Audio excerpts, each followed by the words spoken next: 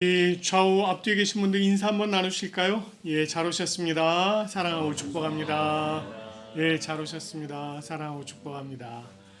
오늘 날씨가 굉장히 궂은데도 불구하고 이렇게 또 많이 참석해 주셔서 참 감사드립니다. 사도 바울이 에베소 교회 성도들에게 새 사람을 입은 자들이 행해야 될 것, 행하지 말아야 할 것, 또 이걸 구체적으로 나열하면서 권면을 했었습니다.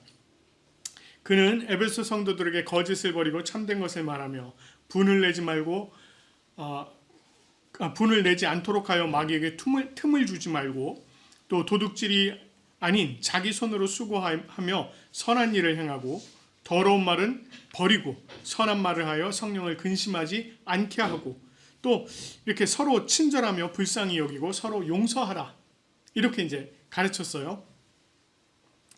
이것은 교회 공동체의 일원으로서 서로 지체된 자들이 행해야 할 일들이다. 이렇게 가르쳤습니다. 그리고 이제 바울이 계속해서 새 사람을 입은 그리스도인들이 행해야 할 일들을 계속해서 지금 이제 또 가르치고 있습니다. 오늘 그 말씀들을 또 이제 함께 나눠보려고 합니다. 자, 우선 바울이 에베소 교회 성도들에게 하나님을 본받는 자가 되고 사랑 가운데서 행하라. 이렇게 얘기를 합니다. 오늘 우리가 읽은 말씀 1절 2절 말씀 보면 이렇게 말씀해요. 그러므로 사랑을 받은 자녀들 같이 너희는 하나님을 본받는 자가 되고 그리스도께서 너희를 사랑하신 것 같이 너희도 사랑 가운데서 행하라. 그는 우리를 위하여 자신을 버리사 향기로운 제물과 희생 제물로 하나님께 드리셨느니라. 이렇게 말씀해요. 바울이 에베소 성도들을 향해서 사랑받은 자녀같이 행하라 이렇게 얘기합니다. 사랑받은 자녀같이. 이게 무슨 얘기예요? 에베소 성도들 이미 사랑을 받았다는 겁니다. 예, 이미 사랑을 받았다는 거예요. 이것을 뒷받침하는 내용이 4장 32절 하반절 말씀인데 그 말씀을 보면 하나님이 그리스도 안에서 너희를 용서하심 같이 이렇게 되어 있어요. 그리고 오늘 말씀 5장 2절 말씀 보니까 그리스도께서 너희를 사랑하신 것 같이 이렇게 얘기합니다. 하나님께서 그리스도 안에서 용서하셨다 라고 하는 것은 이게 하나님의 사랑을 전제로 하는 말입니다. 성경 많은 곳에 하나님께서 사람들을 어떻게 사랑하셨나 하는 것을 다 보여주고 있어요. 정말 많습니다. 근데 가장 대표적인 말씀 여러분들도 너무 잘 아시는 말씀이죠. 요한복음 3장 16절 말씀. 거기 보면 하나님이 세상을 이처럼 사랑하사 독생자를 주셨으니 이는 그를 믿는 자마다 멸망치 않고 영생을 얻게 하려 하심이라. 이렇게 말씀하셨어요. 로마서 5장 8절 말씀을 보면은요. 또 이렇게 말씀합니다. 우리가 아직 죄인 되었을 때 그리스도께서 우리를 위하여 죽으심으로 하나님께서 우리에 대한 자기의 사랑을 확증하셨느니라. 하나님께서 자기의 사랑을 확실히 증명해서 보여주셨다는 거예요. 누굴 통해서? 예수 그리스도의 죽음을 통해서. 또 요한일서 4장 10절 말씀을 보면 사랑은 여기 있으니 우리가 하나님을 사랑한 것이 아니요 하나님이 우리를 사랑하사 우리 죄를 속하기 위하여 화목제물로 그 아들을 보내셨습니다. 이렇게 얘기합니다. 성경 전체에서요. 정말 하나님이 우리를 사랑하셨다는 얘기가 기록할 수 없을 정도로 많이 나옵니다. 그만큼 하나님의 사랑이 우리에게 있다는 것을 이렇게 이야기를 하고 있는 거예요. 자, 또 바울이 에베소 성도들에게 이미 하나님의 사랑을 받은 자녀같이 하나님을 본받으라 이렇게 얘기합니다. 하나님을 본받으라 이 말은요. 하나님의 사랑의 성품을 본받으라는 얘기예요. 이걸 다시 말하면 하나님께서 우리를 사랑하신 것 같이 우리도 다른 사람들을 사랑하면서 살아가야 한다. 그러니까 서로 사랑해라 이런 이야기예요. 그것을 2절에서는요. 그리스도께서 너희를 사랑하신 것 같이 너희도 사랑 가운데서 행하라 이렇게 표현하고 있습니다. 하나님의 사랑의 성품을 본받는 것 그리고 그리스도께서 사랑하신 것 같이 그 가운데서 행하는 것. 자, 이것 다 뭐예요? 다 타인을 향한, 다른 사람들을 향한 사랑을 실천해라, 이런 이야기입니다. 그런데 약간 달리 표현한 이유가 있어요. 하나님의 사랑과 그리스도의 사랑을 조금 다르게 표현하고 있는데, 하나님의 사랑이 조금 이렇게 포괄적인 의미가 있다면, 예수님의 사랑은 희생을 조금 더 강조를 하고 있습니다. 그래서 2절 하반절 말씀 보니까 그는 우리를 위하여 자신을 버리사 향기로운 제물과 희생 제물로 하나님께 드리셨느니라, 이렇게 얘기하고 있어요. 이것은 뭘 얘기하느냐? 사랑에는 희생이 동반된다는 겁니다. 우리가 종종 하나님의 사랑을 이야기할 때요, 조건 없는 사랑, 아가페의 사랑, 이렇게 얘기한단 말이에요. 타인을 조건 없이 사랑한다. 이게 사실 우리가 말이 쉬워요. 말은 쉬우니까 여러분 아가페 사랑으로 사랑하십시오, 막 이렇게 얘기한단 말이에요. 근데 이게 정말 쉬울까요? 이게 사실 쉬운 일이 아닙니다. 이 아가페의 사랑으로 사랑하려면 무엇이 따라와야 되냐면 반드시 이 희생이 따라와야 돼요. 우리가 앞에서 살펴본 말씀 4장 2절 말씀을 보면 모든 겸손과 온유로 하고 오래 참음으로 사랑 가운데서 서로 용납하라, 제가 말씀드렸죠. 그때 이 용납한다는 것은 내가 다른 사람을 나의 마음속에 받아들이기 위해서는 내 마음속에 그 사람을 받아들일 공간을 비워놔야 된다고 말씀을 드렸습니다. 그만큼을 할애해서 비워놔야 되는 거예요. 그건 나의 희생입니다. 그래서 이렇게 다른 사람을 용납한다는 것에 나를 희생하는 것처럼 내가 다른 사람을 사랑한다, 더군다나 이 아가페의 사랑으로 사랑한다 라고 하려면 우리가 그만큼 희생을 해야 한다는 것입니다. 이처럼 하나님의 사랑, 그리스도의 사랑을 실천하기 위해서는 우리의 마음의 공간을 만들 뿐만 아니라요, 우리가 시간도 희생해야죠. 때때로요, 우리가 우리의 감정도 희생해야 됩니다. 예, 우리의 감정도 희생해야 돼요. 그것뿐입니까? 우리의 여건을 또 희생해야 돼요. 아까 시간만 말씀드렸습니다만 시간 이외의 다른 것들도 또 많이 희생을 해야 됩니다. 심지어는요, 내 주머니도 희생해야 돼요. 내 오른쪽 주머니는 내 거, 내 왼쪽 주머니는 네 거, 이렇게 돼야 되는 겁니다. 그러니까 그 정도로 희생을 해야 되는 거예요. 그렇기 때문에 이 모든 희생을 사랑, 아가페라고 하는 그 이름으로 승화해서 우리가 행하면서 살아가는 것입니다. 그것을 하라는 거예요. 그렇기 때문에 바울은 하나님을 본받는 자가 되고 사랑 가운데서 행하라, 이렇게 가르치면서 권면하고 있습니다. 바울이 이어서 에베소 성도들에게 또 권면하는 것은 너희가 빛의 자녀들처럼 행하라 라고 하는 것입니다. 빛의 자녀들처럼 행하라. 8절 말씀 보면 이렇게 말씀하죠. 너희가 전에는 어둠이더니 이제는 주 안에서 빛이라. 빛의 자녀들처럼 행하라, 이렇게 얘기합니다. 전에는 어둠이었다, 이렇게 표현하고 있는데, 이것은 우리가 과거 예수 그리스도를 영접하기 이전에 우리의 모습을 이야기하는 것입니다. 어둠의 권세, 또 사망의 권세, 그 가운데 붙잡혀 살아갈 수밖에 없었던 우리들의 모습, 새 사람을 입기 전 옛 구습을 따르는 옛사람의 모습, 그걸 이야기하는 거예요.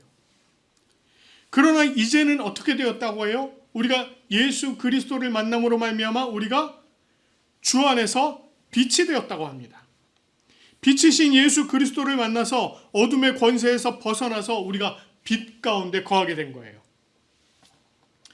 예수 그리스도의 빛을 바라는 자들이 된 것이다, 이렇게 얘기하는 것입니다. 여러분, 지금 오늘 제가 흰색 가운을 입었어요. 되게 밝아 보이죠? 네. 이렇게 밝아 보이는 이유가 뭡니까? 여기 지금 있는 빛들, 이 빛을 그대로 이것이 받아서 반사해서 그렇습니다. 제가 저 혼자서 막 빛을 발한다, 발광한다, 나쁜 말 아니에요. 여기서 뭐 발광한다 이러니까 나쁜 말이 아닙니다. 빛을 발한다. 제가 혼자서 막 발광하는, 이렇게 얘기하니까 되게 이상해지네. 혼자서 막 빛을 내는 그런 사람인가요? 아니에요. 아니라는 겁니다. 빛을 받아서 반사라는 거예요. 무슨 얘기냐? 우리가 예수 그리스도라고 하는 빛 안에 있을 때는요, 내가 빛이 된 것이 아니라 사실은 우리가 예수 그리스도의 빛을 받아서 반사해내는 그런 사람들이라는 것입니다. 그거를요, 예수님께서도 여기서 너희가 이제 빛이 되었다 이렇게 얘기를 하는 거예요. 우리가 예수님의 빛을 발하는 그런 사람들이 되었다는 것입니다. 그렇기 때문에 우리가 이제 뭐처럼 살아야 한다? 빛의 자녀들처럼 살아야 된다라고 이야기를 하고 있는 것입니다. 여기서 이 빛의 자녀들처럼 행한다는 것의 구체적인 내용들을 3절부터 7절까지 말씀해서 쭉 이렇게 기록을 해놓고 있어요. 3절 말씀을 보면 성도들이 지켜야 될 그 순결한 생활에 대해서 이야기합니다. 여기 보면 뭐 음행, 이건 결혼 이후에 빚어지는 모든 성적 부도덕을 말하는 겁니다. 더러운 것, 윤리적으로나 종교적으로 추한 것 말해요. 또 성적으로 불결한 행위 이런 걸 말합니다. 탐욕, 끊임없이 성적인 것을 추구하는 것, 이걸 얘기합니다. 이런 것들은 어떻게 하라고 해요? 이름조차 부르지 마라. 이름조차 부르지 말라고 얘기해요. 또 4절은요, 성도들의 언어 생활을 얘기해요. 여기 지금 누추함 이렇게 나와 있는데 요거는 조금 이런 겁니다. 속되고 더러운 말, 욕하는 거. 여러분 혹시 욕하시는 분들 계십니까? 욕하지 마세요. 우리 어머니는 잘 모르시겠지만 제가 사실은요, 초등학교, 중학교 1학년 때까지요 엄청 욕했습니다. 집에서는 안 하죠. 집에서는 당연히 못 하죠. 친구들 만나면 처음 만나면서부터가 욕으로 시작하는 거예요. 그리고 이제 그 남자애들, 남자 중학교를 다녔거든요. 머리 빡빡 깎고 까만색 교복에. 그 남자애들끼리 뭉쳐있으니까 맨날 하는 게 그냥 막 거친 말만 나오는 거예요. 근데 제가 어느 날 그런 생각이 들더라고요. 야, 이거 큰일이다. 이러다가 정말 모든 말이 욕으로 시작해서 욕으로 끝나겠구나라는 생각이 들어서 제가 그걸 고치려고요, 입에서 욕이 안 나가게 하기 시작했습니다. 6개월이 걸렸어요. 6개월 딱 되니까 정말 제 입에서 욕이 안 나가더라고요. 6개월이 걸렸습니다. 그러라는 거예요. 욕설 같은 거 이런 거 하지 말라는 겁니다. 여기 또 어리석은 말 이렇게 나와 있거든요. 바보같이 막 무의미하게 뱉는 말들, 쓸데없는 허세스러운 말들, 이런 거 뱉지 말라는 겁니다. 또 희롱의 말 나와 있는데 이거 외설적이고 이런 안 좋은 농담 있잖아요. 음담패설 이런 거 하지 말라는 겁니다. 그래서 우리가 말을 주의해야 된다라고 얘기하는 거예요. 물론 반면에 어떤 이야기를 하라고 합니까? 그리스도인들은 이런 것들 다 버리고 감사의 말을 해라. 감사의 말을 해라. 이럽니다. 여러분들 감사의 말씀들 좀 많이 해보셨나요? 오늘 하루를 지내면서 내가 하나님께서 나에게 베풀어 주신 감사. 저희 학교 선배 중에, 대학교 선배 중에 한 분, 요즘 제가 페이스북을 보다 보니까 그 선배, 지금은 성악가거든요, 그분. 그 페이스북을 보니까 이분이 하루를 살면서 자기가 감사한 내용을 한 5가지씩을 올려요. 근데 별거 없습니다. 정말 별거 없어요. 아침에 눈 뜨게 해주신 거 감사, 오늘 누구를 만나서 점심을 아주 맛있게 먹은 거 감사, 뭐 이런 걸 감사의 제목으로 내놔요. 그러니까 자신의 삶에서 이루어지는 모든 일들이 다 감사의 제목이더라는 거예요. 그게 얼마나 놀라운 일입니까? 여러분들 한번 감사의 제목들 찾아보세요. 그리고 하루를 마치시면서 오늘 하루 나에게 부어주신 이것들이 다 감사였다라고 하는 것을 감사하시면서 하나님께 감사의 기도 한번 해보세요. 여러분들의 삶이요, 감사로 더욱더 넘쳐나게 됩니다. 자, 그리고 바울이 또 말하기는요, 음행하는 자나 더러운 자나 탐하는 자, 곧 우상 숭배자 다 그리스도와 하나님 나라에서 기업을 얻지 못할 것이다, 이렇게 얘기합니다. 여기 보니까 음행하는 자, 더러운 자, 탐하는 자, 우리 요 앞에서 나왔던 내용들이거든요. 요거를 한데 묶어갖고 뭐랑 같다라고 얘기하느냐면 우상 숭배하는 자와 같다라고 얘기하는 겁니다. 그들 마음과 생각 속에 이러한 것들이 이미 자리를 잡고 그런 것들이 그 사람을 좌지우지하기 때문에 이미 우상에 사로잡힌 것과 똑같다는 거예요. 그래서 이걸 마치 우상과 그렇게 동일시하고 있는 것입니다. 오직 그것들만 추구하는 이들은 결국 하나님의 나라의 기업을 받지 못할 것이다. 이게 여기 하나님 나라의 기업 이렇게 표현하고 있으니까 그런데요. 이거 다른 말로 말하면 천국에 들어가지 못할 것이다 라고 하는 얘기예요. 이거 얼마나 심각한 이야기입니까? 바울은 그렇기 때문에 누구든지 헛된 말로 너희를 속이지 못하게 하라. 이로 말미암아 하나님의 진노가 불순종의 아들들에게 임하나니 그러므로 그들과 함께하는 자가 되지 말아라 라고 얘기하십니다. 앞에서 말하고 있는 음행하는 자, 더러운 자, 탐하는 자, 그들에게 하나님의 심판이 있을 것이기 때문에 그들이 말하는 속임수에 속아서 헷가닥 넘어가지 말라는 거예요. 이제는 주 안에서 빛된 자들로 빛의 자녀로 살아가라 이렇게 얘기를 하는 것입니다. 그리고 바울은 주를 기쁘시게 할 것이 무엇인지 시험하여 보라 이렇게 또 말합니다. 10절 말씀 보면 주를 기쁘시게 할 것이 무엇인가 시험하여 보라 이렇게 얘기해요. 여기서 시험하다 라고 하는 말이 나오는데 이 시험하다라고 하는 말은요 이런 겁니다. 실증하다, 규명하다 이런 의미예요. 주를 기쁘시게 할 것이 무엇인지 실제적인 삶을 통해서 증명해 내라는 것입니다. 그걸 얘기하는 거예요. 바울은 이것을 열매로 표현을 해요. 그래서 9절 말씀에 보면 빛의 열매는 이러면서 얘기합니다. 모든 착함과 의로움과 진실함이 있다 이렇게 얘기합니다. 반면에 11절에서는 열매 없는 어둠의 일에 참여하지 말라 도리어 책망하라 이렇게 얘기합니다. 빛의 열매라고 하는 것은 그리스도를 만남으로 새 사람을 입은 자들이 맺게 되는 열매를 얘기해요. 여기서는 뭐라고 얘기하느냐면 착함, 의로움, 진실 이렇게 얘기하고 있습니다. 이게 뭐 우리가 일반적으로 얘기하는 저 사람 착한 사람이야, 저 사람 의로운 사람이야, 저 사람 진실한 사람이야, 그냥 일반적인 의미의 그런 의미가 아닙니다. 여기서 이야기하는 이 착함, 의로움, 진실함은 다 누구랑 연관되어 있을까요? 예수님과 연관되어 있는 거예요. 예수님의 성품과 연관된 것입니다. 그러니까 우리가 예수 그리스도의 성품과 같은 그 착함과 의로움과 진실함을 가지고 살으라는 거예요. 여러분 그러면 우리가 얼마나 애써야 될까요? 그렇죠? 예. 그러나 이런 것들이 그냥 우리의 노력으로 다 됩니까? 또 그것도 잘 안 돼요. 근데 예수 그리스도께서 나와 동행하십니다. 성령님께서 나와 동행하시고 끊임없이 나를 가르치시면 이게 다 가능해진다는 것입니다. 어둠의 일은 어둠에 속한 자들이 은밀히 행하는 것들이에요. 그것들은 말하기도 부끄럽다 이렇게 얘기합니다. 그러나 그렇게 은밀히 숨긴다고 해서 그것들이 그냥 다 숨겨질까요? 아니요. 모두 빛으로 말미암아 드러나게 된다 이렇게 얘기합니다. 이것은 빛의 자녀들은 빛의 열매를 행하면서 살아가게 되고 그것이 어둠에 있는 자녀들에게도 영향을 미친다는 것입니다. 예수 그리스도의 성품과 같은 착함과 의로움과 진실함을 행하는 자들로 말미암아 그 주변에 있는 자들이 그 영향을 받는다는 거예요. 우리가 예수 그리스도의 이 모습대로 만약에 살아간다면 여러분 주변에서 여러분들을 바라보는 자들이 어떻겠어요? 저 사람 예전에 저러지 않았었는데 이제는 저렇게 변했네?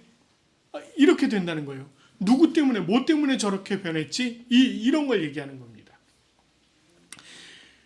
바울은 그 내용을요 14절 말씀을 통해서 이렇게 얘기합니다. 잠자는 자여 깨어서 죽은 자들 가운데서 일어나라. 그리스도께서 너희에게 비추이시리라. 이렇게 말씀합니다.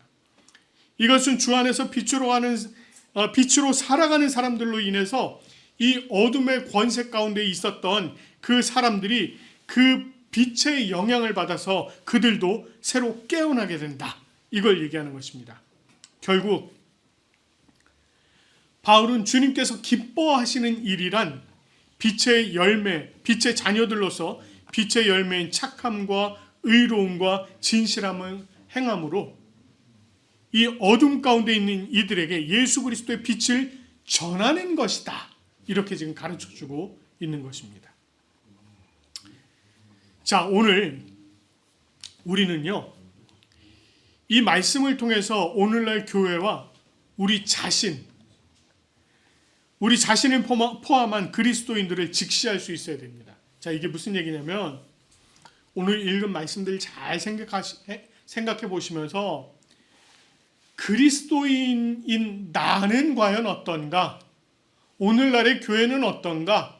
오늘날의 그리스도인은 어떤가? 이걸 지금 생각해 보라는 거예요. 오늘날 교회와 우리를 포함한 그리스도인들의 모습 정말 어떻습니까? 여러분 한번 우리 이렇게 뭐 껍데기 씌우지 말고 정말 툭 까놓고 얘기를 해보자고요. 정말 어떻습니까? 한번 생각해 보세요. 정말 사랑받는 자녀같이 하나님을 본받으며 그리스도의 사랑을 받은 자들처럼 사랑 가운데서 행하고 있습니까? 정말 그럴까요? 여전히 어둠 가운데 있는 것처럼 음행과 온갖 더러운 것과 탐욕을 쫓고 있지는 않은가요? 또는 그들의 생각과 그들의 행동에 동조하면서 그들과 함께하는 자가 되어 있지는 않은가요?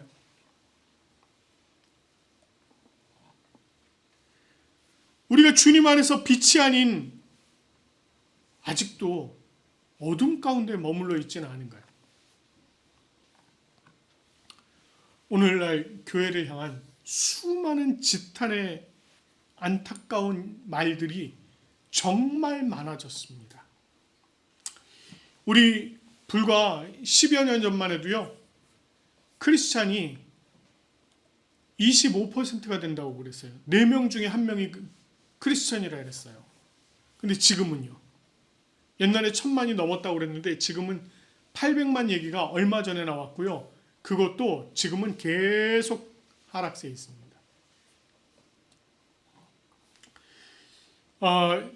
사회를 대상으로 종교에 대한 신뢰도 조사를 했습니다. 여러분, 우리 기독교 믿지 않는 사람들이 교회를 바라보면서 교회가 이렇게 신뢰할 수 있는 단체다라고 하는 퍼센테이지가 얼마나 나온 줄 아십니까? 10명 중에 3명이 안 돼요. 2.7%. 이제는 세상이 교회를 바라보면서 교회는 믿을 만한 곳이야 라고 생각을 안 한다는 거예요. 제가 한 10여 년 전에 저희 이모님 계시는 시골에 갔다가 이모님과 같이 버스를 탔습니다. 그 이모님이 거기 버스에 계신 다른 분들이랑 막 얘기를 나누시는 거예요. 그러면서 저를 소개하시는 거예요. 제 조카예요. 그러시더라고요. 그러면서 한마디 하셨어요. 전도사예요. 전도사. 그랬더니 그걸 들으시는 분이 그러시더라고요. 아유, 훌륭한 분이시네. 그때만 해도 전도사, 크리스찬 훌륭한 분이라 그랬어요. 근데 지금은요? 아니요. 안타까운 현실입니다. 그것이 단순히 교회를 무너뜨리기 위한 사탄의 정죄일까요? 그렇게만 얘기하시는 분들 계세요. 그거는 사탄이 교회를 무너뜨리기 위해서 정죄하는 것에 불과합니다 라고 얘기하는 분들 계세요. 정말 그럴까요? 우리가 이 문제를요, 정말 깊이 심각하게 생각해 봐야 돼요. 우리가 사도 바울이 말하고 있는 것과 같이 하나님의 사랑과 예수 그리스도의 사랑을 받은 자들이에요. 우리는. 그렇기 때문에 우리가 희생을 감수하면서 사랑 가운데서 행해야 된다고. 다른 사람들 그렇게 사랑해야 되는 것입니다. 또한 우리는 예수 그리스도를 만남으로 전에는 어둠이었지만 이제는 빛된 자들이에요. 그러면 이제 빛을 발하면서 살아야죠. 그리고 빛의 자녀로서 빛의 열매인 착함과 의로움과 진실함을 우리의 성품으로 가지고 살아야 하는 것입니다.